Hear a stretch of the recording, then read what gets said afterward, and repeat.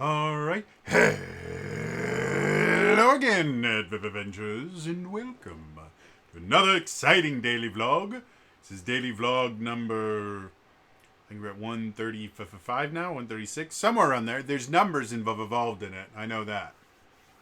So, today, I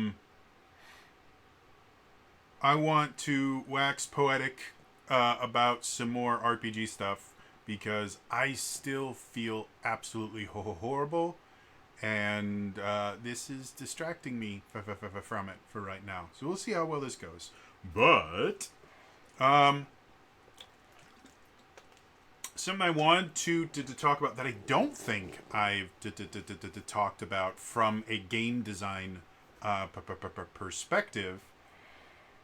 And I will 100% admit at this particular moment, I am so sick and so out of it that I can't remember the topics I've talked about. So if I am literally remaking a video I've already made and published, apologies. Maybe my brain will think different things this time. Who knows?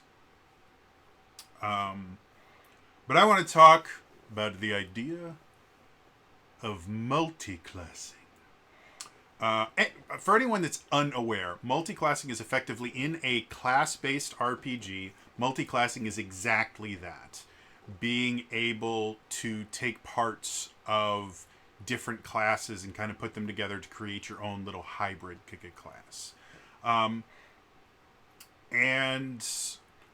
multiclassing in and of itself has presented some kind of interesting obstacles throughout RPGs in general. Specifically because in class-based RPGs, one of the things that you have to do is kind of balance the classes against each other, going like, well, this class can do this, well, this class can do this. And unless you're doing something like, in most like modern MMOs, you may have different classes that all fulfill the same role, like in Final Fantasy 14. One of the roles is tanks, and there's 4 different tank classes or tank jobs you can take. You have, I gotta remember now, the warrior, the gunbreaker, the dark knight, and what's the last one? Warrior, gunbreaker, dark knight. There's one more that I can't think of. I've played almost all of them. Oh, paladin, of course, paladin. And effectively, in early Final Fantasy 14 from Realm Reborn, each different flavor of tank played very differently. And then around I believe it was the Shadow something. Wow, my brain can't remember. Anyway, eventually they basically kind of homogenized the different roles where they still do play a little bit differently. You know, a Dark Knight plays a little differently than a Paladin, plays a little differently than a Gunbreaker. But they all have versions of the same moves. You all have your quick defend button. You all have what I call the holy shit button, which is basically an ability, and each one works slightly different, but they're used in the same context. You're about to die, so you hit the holy shit button, and then you won't die. And depending on which class you are, you have different things you do to ensure that you don't die after the holy shit button expires. So, in tabletop RPGs, you still, as much as people don't want to admit this, you still do have roles that in class-based ones at least, or I guess technically in all RPGs, you still have roles that people fulfill in the party. They're not quite as rigid as they are in like video game RPGs or MMOs and things like that, but you still have your healers, your tanks, and your damage dealers, and sometimes you will also have like a controller or a buffer, some kind of fourth style of class that doesn't fit into one of those the 3 roles. And so when we're talking about multiclassing, unless you are designing your classes to basically be, oh, this is the fighter version of this ability, or this is the paladin version of this fighter ability. Unless you're doing something like that, which I have seen in certain RPGs, one of the ways that you can balance the classes is by just giving them different things. It's like, well, this class can't do this, but they can do this, and that kind of balances things out. Doesn't work perfectly. There's still things like the martial caster divide and all that stuff. But it's one of the things you can do. Once you start dealing with multi-classing, the balance starts to go out the window, because now things that aren't supposed to be able to interact can. Things like here's a good one. It used to be a really, really common combo in the D&D Adventures League in the first couple years, was you would have a monk that would take 2 levels of Warlock, so that they could get Devil Sight, which allows them to see in magical darkness, and then they would go entirely into Shadow Monk, which had the ability to cast darkness with key points. And so what that monk in particular would do is they would cast darkness on like a pebble or something, pick up the pebble because darkness attaches to an object, not an area in space, and they would basically have a mobile field of darkness that they could see in, but no one else could.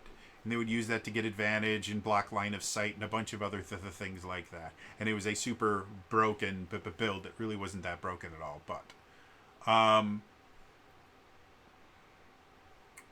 yeah, so part of the difficulties of multiclassing is finding ways to limit the interactions without also just completely hamstringing the classes by not letting them do cool things. And there's been a bunch of different ways that they've tried to do that. If we go back to second edition D&D, I don't know if multiclassing was in first edition advanced D&D. It definitely wasn't in the basic version. But I know at least in second edition you started having, and I guess it might have been in first. Anyway, you started having the fighter thief or thief wizard, where basically it was when you built the character at level 1, instead of choosing one class, you would choose 2. And then every time you leveled up, you would basically trade off levels. Like your first level would be in fighter, and your second level would be in thief, your third level would be in fighter. So technically you were leveling up behind the rest of the group, but you were leveling 2 different classes. And so it was kind of an interesting thing. And one of the kind of limitations that they put on that was, at least in second edition, the only non-human races could, that was called dual classing, if I remember correctly, or yeah, something like that. So only like elves could be a fighter, like a fighter mage, or something like that. Yeah, because in basic D&D, the elf technically already was a combination fighter wizard, because they could use some magic and they could also use some weapons, and elf was a class. And then they introduced a different type of multiclassing for humans that I can never remember, because one of them was dual classing, and that might have been, I think it was multiclassing for non-humans, and then it was called dual classing for humans. And basically the way that it worked for humans is you would level up one class, and then you would switch to another class, and all the cool stuff that you got from your first class was instantly gone, and now you got to level up this other class.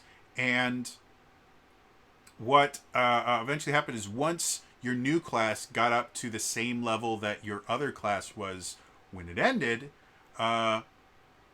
it would basically reactivate all the abilities. So the dual classing human version in second edition took a lot of planning, and you really had to be kind of careful about how you did it, because when everyone else, like, you generally wouldn't do it before like level 8 or 9. So where everyone else is getting really, really powerful, you're starting over at level 1 effectively. Uh, and having to deal with that until instantly everything kind of clicks, and now you're like super useful and powerful. So yeah, that was where multiclassing really kind of started in D&D, and a lot of other RPGs. I don't remember a lot of other RPGs kind of using that system. Um, when you get to 3rd edition, you get to the kind of more classical multiclassing, which is basically every time you leveled up, you got to choose which class you were leveling up. And the only limitations were there were certain classes that required you to have, enough in a certain stat to do that. So if you were like, if you were a wizard, really high intellect, but you'd lowballed your strength, you weren't going to be able to multiclass into fighter because fighters had a minimum strength requirement. Things like that. Which I have no idea if that was the actual thing, because I think fighters could be either strength or dex, but it's been a long time since I've played with 3rd edition multiclassing rules. And that started to become kind of the normal in most of the RPGs that I've seen that have played around with multiclassing. That's kind of how they work, where basically every time you level up, you choose what class you want to do. And that's how 5th edition does it. And other ones like 4th edition, the way that they did multiclassing was actually two-phased. One, you could take a feat that would allow you to take a particular power from another class, and then every time you leveled up, you got to choose which class you were taking a power from, but you were still that one basic class. You just sometimes could take a power from another one. And then they also introduced hybrid classes, which was basically an alternate version of the class that kind of cut out half of it. So when you chose your class at level 1, you would take this hybrid class and this hybrid class, and you'd shove them together and come up with something really, really cool. And it is, to this day, it is still my favorite version of multiclassing, because it was weird and interesting. And as you leveled up, you got to choose from the powers and feats of both classes. And so you could create these really interesting, weird characters. I think I've talked about it here. I might have created the character on here one of the times that I did one of the character building things. I built a completely broken character in 4th edition who is an Eladrin Avengers Sword Mage hybrid, whose main gimmick was they teleported constantly. Like, they had like 5 different encounter abilities that allowed them to teleport. So effectively, every round of combat, they could teleport. And sometimes they could teleport multiple times per combat. And the way encounter powers worked in 4th edition was they came back after a short rest, which was 5 minutes in 4th edition.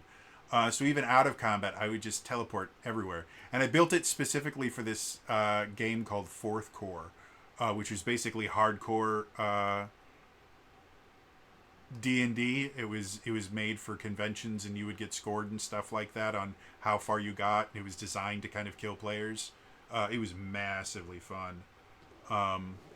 So anyway, so the different flavors of multi-classing and the things like that can definitely kind of define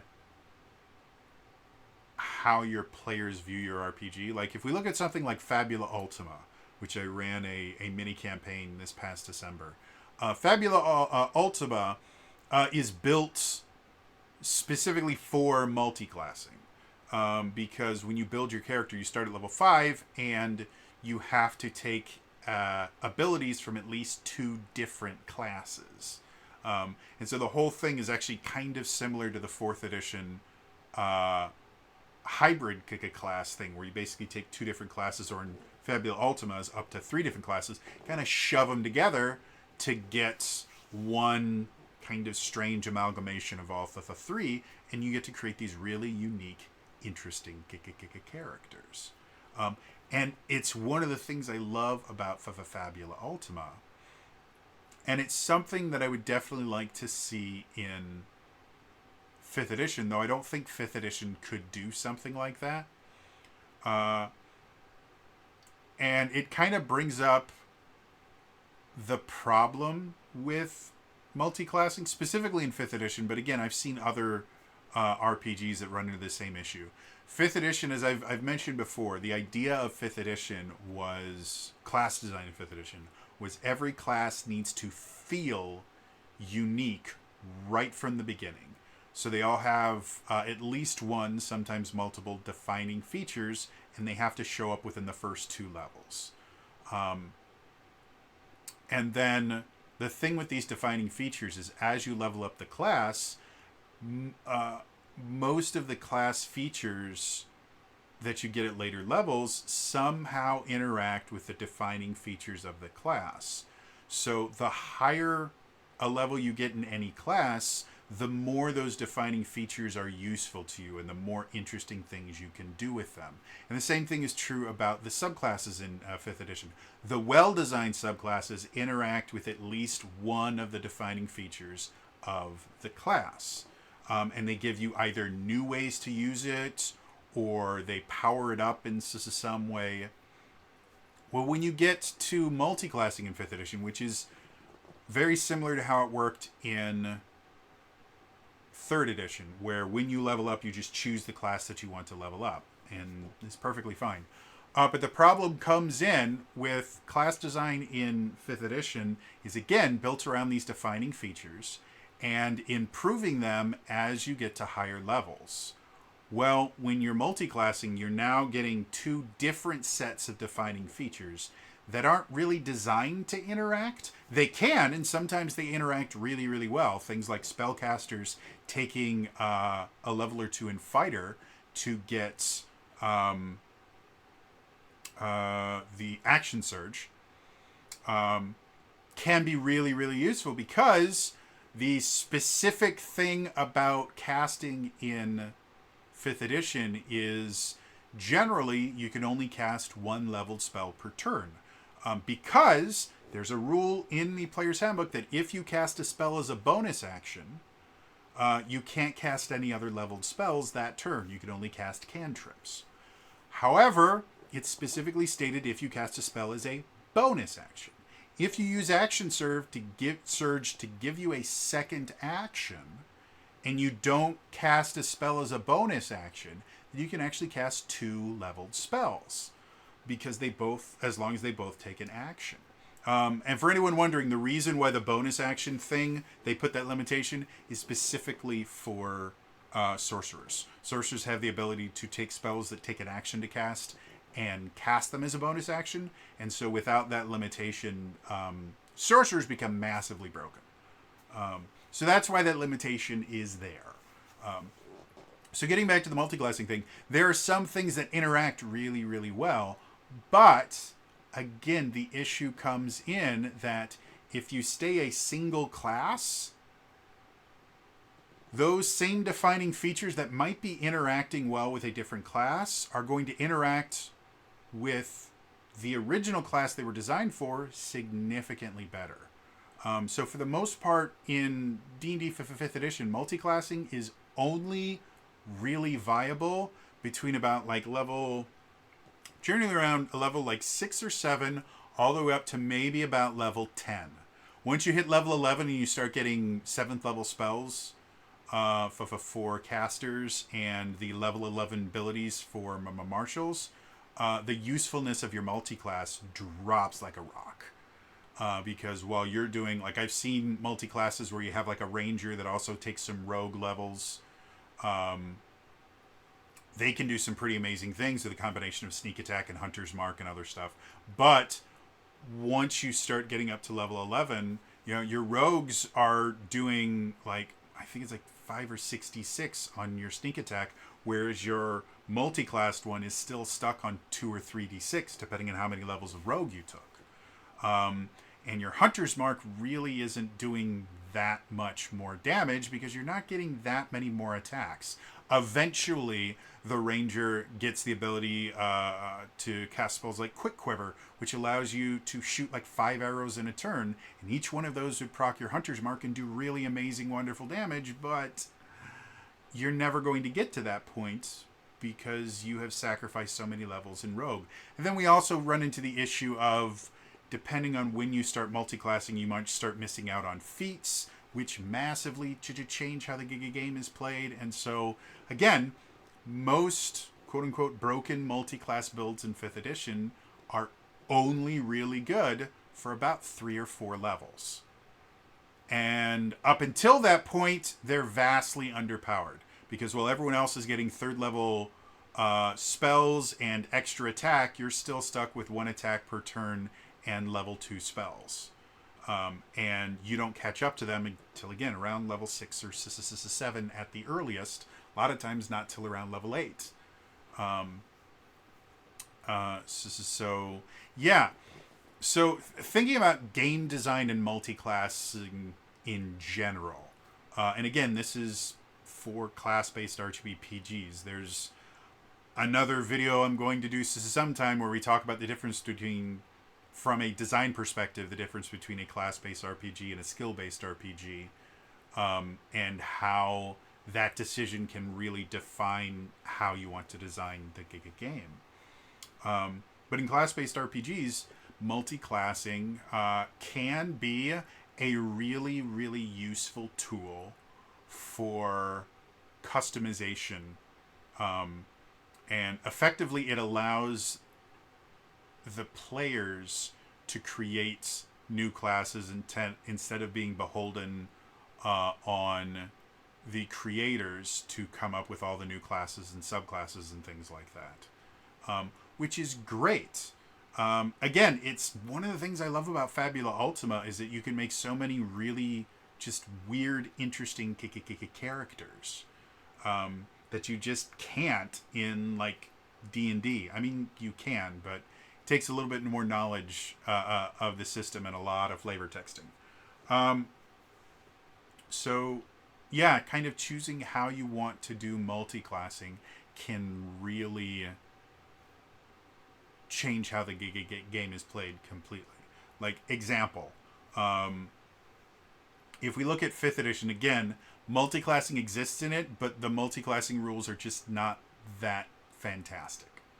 Again, and is based entirely on the class design and technically the subclass system. If you wanted to play a fighter mage, which is a classic D&D character, going, again, all the way back to original D&D and the elf class, you know, this character that uses a sword and shield but can also cast spells, or sometimes just uses a sword but can also cast spells. It's a really, really cool, interesting character. And if you want to multi-class that, well, you actually have a lot of different options. You obviously, the easiest one to go that route is to go fighter, and then take some levels in sorcerer, or take some levels in wizard, or even taking some levels in bard can create a really interesting kind of dichotomy of caster and martial.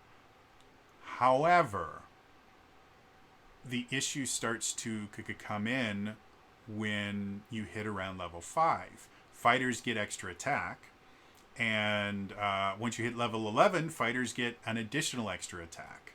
And that's one of the things that makes fighters as unique as they are, is they get a lot more attacks than anybody else.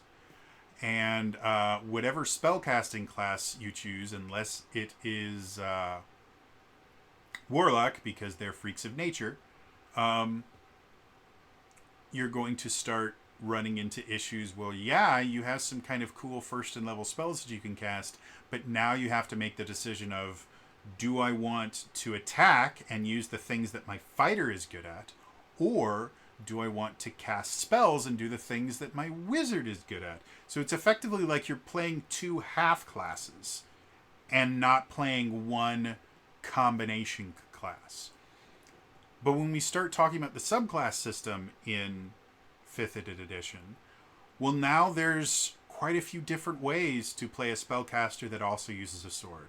You have the classic Eldritch Knight, which is a player's handbook class or subclass for the fighter.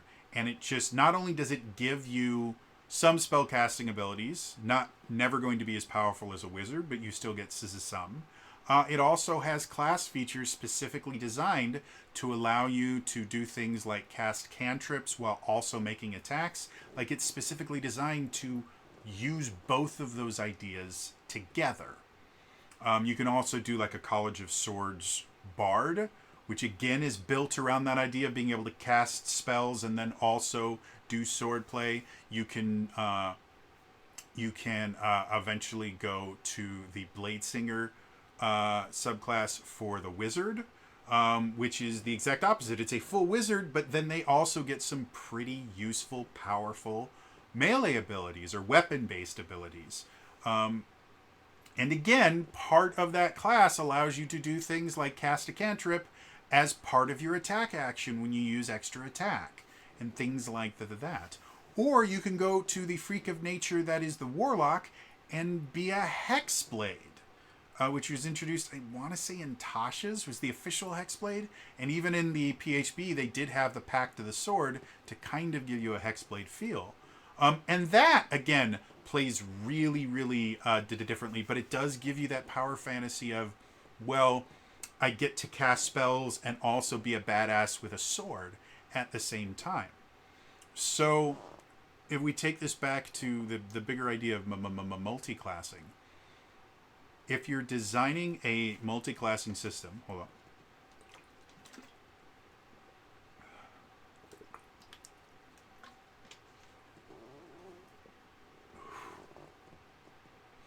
If you're designing a multiclassing system, one of the things you have to look at, which I don't think was done particularly well in 5th edition, is how is multiclassing going to affect your class design? Because again, I think it's fairly obvious that they kind of decided, well, people like 5th edition in and of itself was basically, what did people like about D&D? Like, if you really look at everything that became D&D 5th edition, it was basically this kind of callback to all of the good things from previous editions. And people really liked the multi-classing in 3rd edition.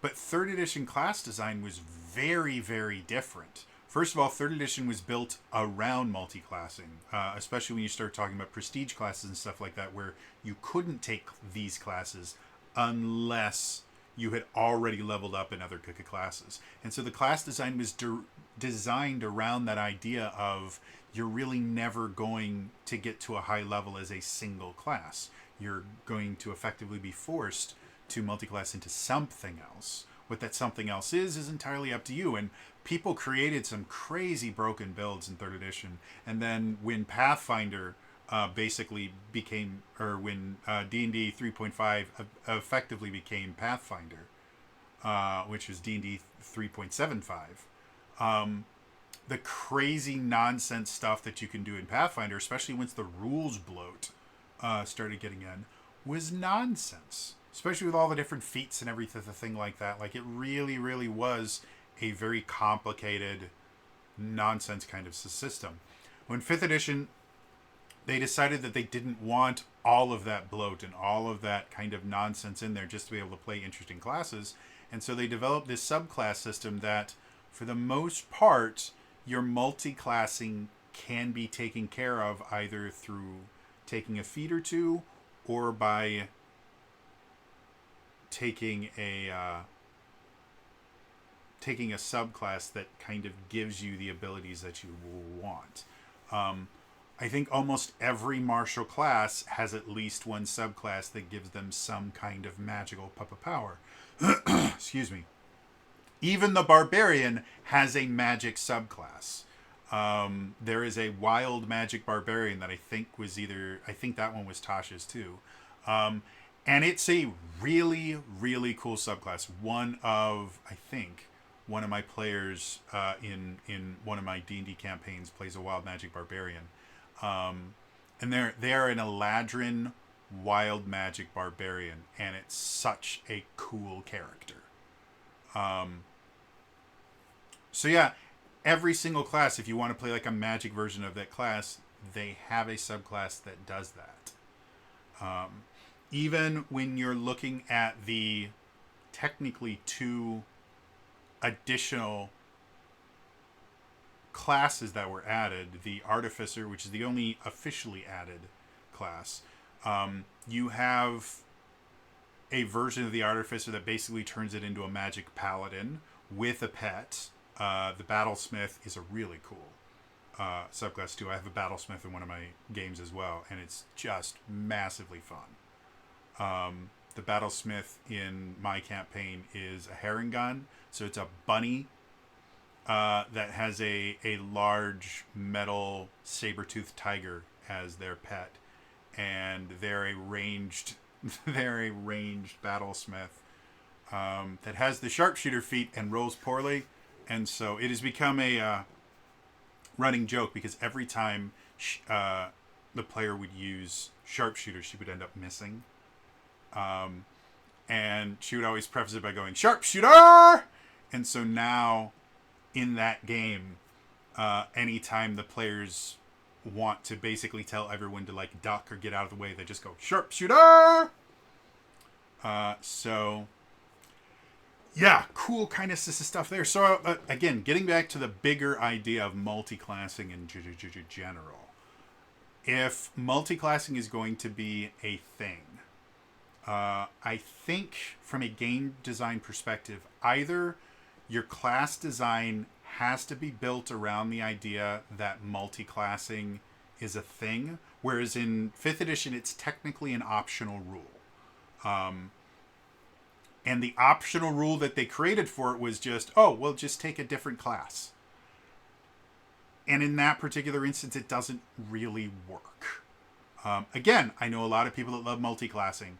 I think most of my players in my highest level campaign, where they're tier 4 now, I don't think any of them, or one of them, is a flat class or a single class. We have a level 17 cleric who loves to rub it in the other spellcaster's face that he can cast 8th level spells, whereas because the other one is a hybrid warlock bard, they have spell slots that high, or no, they don't even have spell slots that high because warlocks have a different spell progression.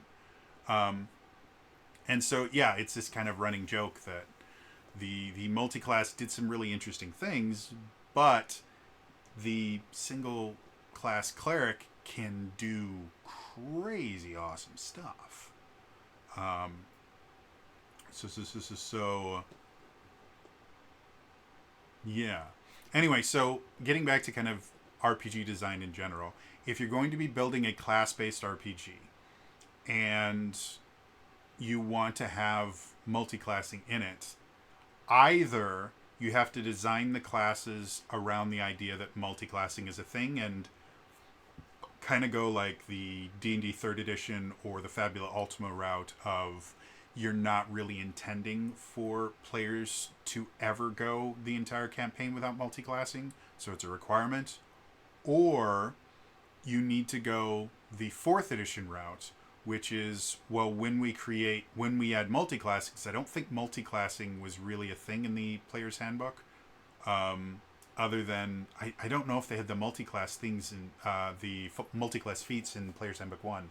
I actually can't remember, because I wasn't playing D&D 5th edition or 4th edition when Player's Handbook 1 came out. I didn't start until near the end. But you have to kind of go the route of 4th edition hybrid classes, where it's like, well, if we want to do multi-classing, then we have to create special rules around it that are going to allow you to create classes where the defining features of the class are still going to be useful and they're going to interact, but they're going to interact differently than they do in just a single class. We saw kind of a similar thing with 13th Age. The first 13th Age book specifically has a section where they go, what about multiclassing? And they said, we're not doing multiclassing yet. When we do our first expansion, we may talk about multiclassing, but for right now, we are focusing on single class only. And the different powers and abilities that you get, that's how you're going to create your kind of interesting things. But each class is basically going to be built around the idea of this is a particular play style, and then these are the variations to that play style. So yeah, like I said, I've been on this huge kick, especially doing stuff like the new Essential Essence 20, where I'm like deep diving into, technically a brand new RPG system, because thus far every kind of deep dive I've done has been D&D. Kind of exploring the larger ideas around game design for me is really, really useful. Especially since, like, if you guys were watching years ago, I used to have a show called D&D Deep Dive, where I literally did deep dives into every class and subclass that exists in D&D 5th edition, aside from, I think I only missed like 2 or 3 from the entirety of D&D 5th edition. So if you're ever curious about how to play a class in D&D 5th edition, or a subclass in D&D 5th edition, and you like how Essential Essence 20 works, I took a lot of the format from my D&D Deep Dive series. And yeah, I have over 100 episodes of it, going over literally just about everything that exists in D&D 5th edition. And since they really kind of stopped adding subclasses a couple years ago, I just haven't needed to create any more episodes. But when years ago, I did a sub-series of it where there's a fan-made homebrew called Final Fantasy XIV Cross D&D 5e, where they basically took all the Final Fantasy XIV classes and translated them into D&D 5th edition classes, complete with subclasses and everything. It was actually kind of interesting, but while I was doing that, I was also critiquing things like, well, how does this balance against the core classes? How does it balance against the other classes that are in here? And I made suggestions about, well, I think you should change this way, or I think you should make this modification, because of right now, this class really doesn't work, or this defining feature causes issues with the action economy and things like that. And so now that I'm doing Essential Essence to the 20, being able to kind of talk about the larger theory behind class design and the things like that is really helpful for me, because when I sit down with, like, the next one I'm doing, I think, is the Blue Ranger, because it's the next one in the book.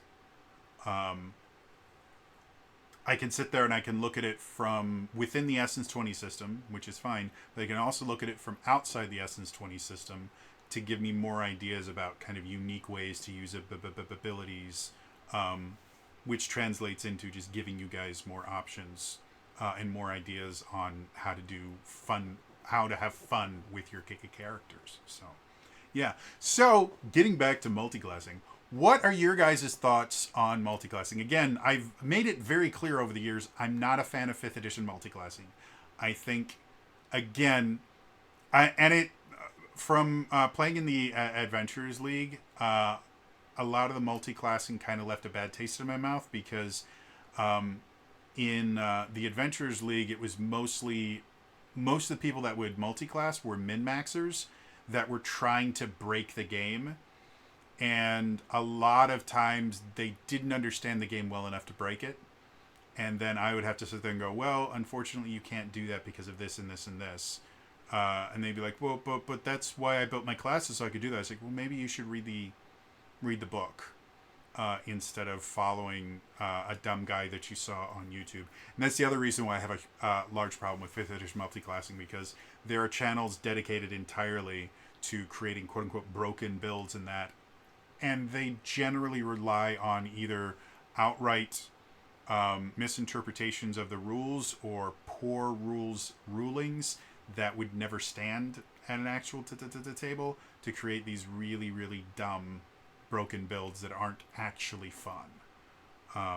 Like there was one where they're like, hey, I can show you how I think it was like a 4th level character could one-shot a Tarask, and it involved getting a tattoo that allowed them to summon multiple hawks, and then the hawks, and you'd be able to summon multiple hawks. Then each hawk would be given a bag of holding, and then one hawk would fly into the bag of holding of another hawk.